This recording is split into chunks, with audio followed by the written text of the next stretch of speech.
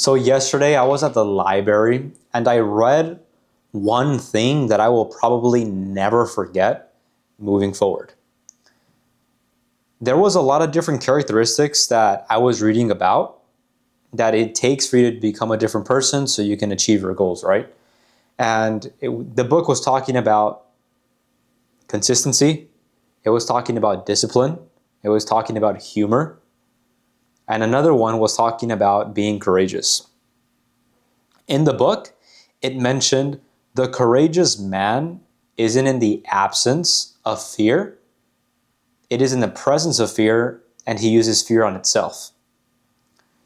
I think it was about 2 years ago when I was listening to an audiobook by Tony Robbins, Unleash the Power Within, and he was talking about fear in a way where you can use it two ways. Number one, you can use fear against you, or number two, you can use fear on itself so you can understand the true meaning behind the situation that you're in.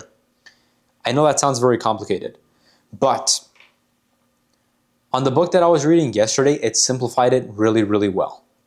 And by me understanding fear through this lens, it makes it a lot more effective because when I'm communicating to a lot of my prospects that I have on calls, it becomes a lot easier because when I'm helping them handle fear, whether it's through discovery, pre-handling their fear, or during objection handling, the better I understand fear and the better I'm able to come into grips with it, the better I'm going to be able to walk the person through fear itself.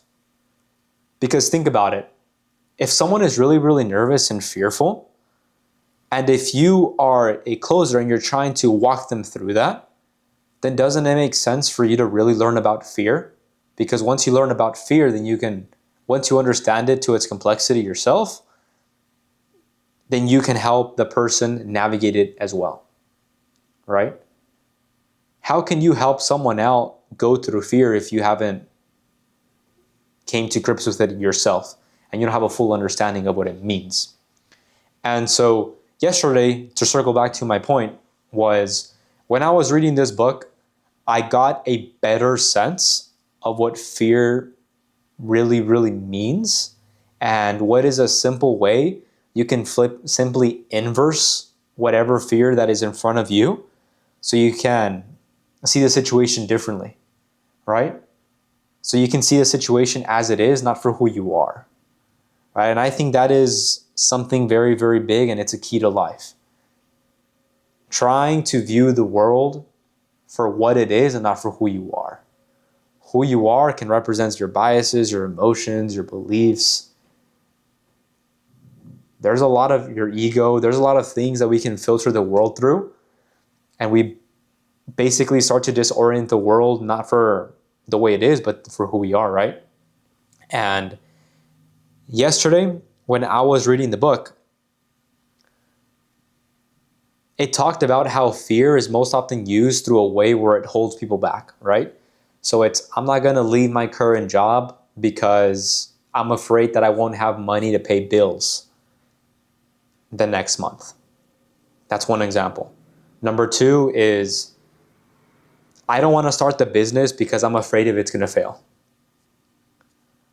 I don't want to go to the gym because it's going to make me a little bit uncomfortable and I'm afraid about what people are going to think about me. I don't want to go boxing because I'm afraid of going into the ring and getting beaten up. Believe it or not, that happens. Number five, I don't want to go and approach her because I'm afraid she's going to reject me. I don't want to try it because I need to gain more information before I actually move forward with it. I don't want to get started yet because I need more certainty and I need to be doing more research before I move forward. So there's a lot of different subjects that go outside of the context of sales and into the context of life. And before I want to introduce a topic into sales first, I first want to introduce the topic to my personal life. Because if I can introduce the topic into my personal life, then it automatically just bleeds into my sales conversation and the way that I think about the communication, right? So the better question you should ask is, number one, I don't want to go to the boxing gym because I'm going to be afraid about what happens if I do go to the boxing gym and what people will think of me. Well, one simple way you can inverse that, which is what I learned yesterday, inversing fear and turning it on itself, is asking yourself, well, how would it be, and how would it be in a way where, how could I rather live with the feeling of not knowing? You can either go to the boxing gym and get beat up, or you can either walk away with the feeling of not knowing. And I think we can both agree that the feeling of not knowing is going to be a lot worse than doing it and failing, right? Another example. I know this is starting to sound like motivational, but it's not supposed to be. It's just reality, and it's just the way it works. It's not about positive thinking. It's about just being intelligent. And this is what the book premised it on as well. I'm not trying to motivate you. I'm not trying to pick you up. I'm not trying to give you some motivation throughout the day as a little dopamine hit. I want to give you a new perspective, a new paradigm on how to view the world. Because if you can view the world and you can install this new lens, then you're going to start seeing the world a lot more differently. You're going to start seeing yourself a lot more differently. So that was just one example, the boxing one. That is something that I personally went through, which is why I explained it to you guys. Another one that I talked about was the courageous man fears the impulse to dominate others. That's a very good one. The courageous man doesn't fear rejection. He fears the feeling of not knowing. I'm going to repeat that one more time. The courageous man doesn't fear rejection. He fears the feeling of not knowing. And this is one that I personally use all the damn time. It's, you can either do something and you can go through a feeling of not doing it in the first place because what your fear is you're going to get rejected. People are not going to like you. For example, a big one that I had to go through is this whole camera situation, right? And posting things on the internet, stuff like that. It's okay. You can either tell yourself you're going to post and people are going to see you and some people aren't going to like it. Or you can either do it or you can either not do it and not know what's going to happen at all. So there's two very different routes you can go in life, two very different directions. And the big question you need to answer is, which route do you want to go down? Do you want to go down the one where you're going to try and fail or succeed? Or do you want to go down the one where you're going to go into your little corner and you're not going to try in the first place and you're going to die without knowing what could have happened if? And that is a big fear, right? When you're probably 70 years old, you're looking back on your life and you're asking yourself, what could have happened if I could have done this? What could have happened if I took this opportunity? What could have happened if I did this? And the whole point of inversing fear on itself is you will find there is more leverage in the not knowing than doing it and failing. And that's just the way I choose to operate now moving forward. So one way that I'm implementing this on my prospects moving forward is I literally was writing down yesterday for about 30 minutes all of the fears that I have, and I inversed all of them.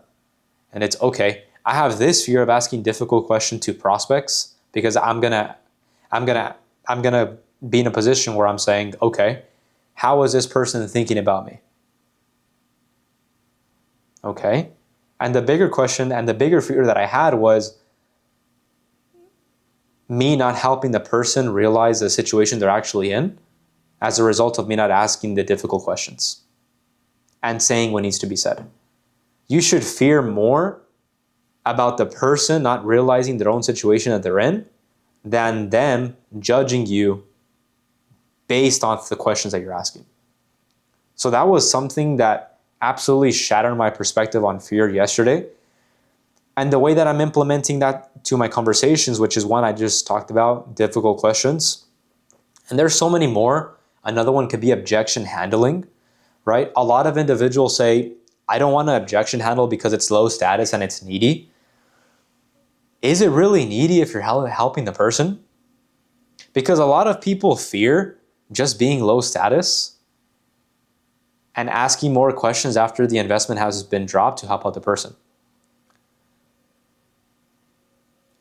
I don't think you should fear that, because if you're fearing yourself and the rejection and you being low status, then you're thinking the conversation is about you when it's not.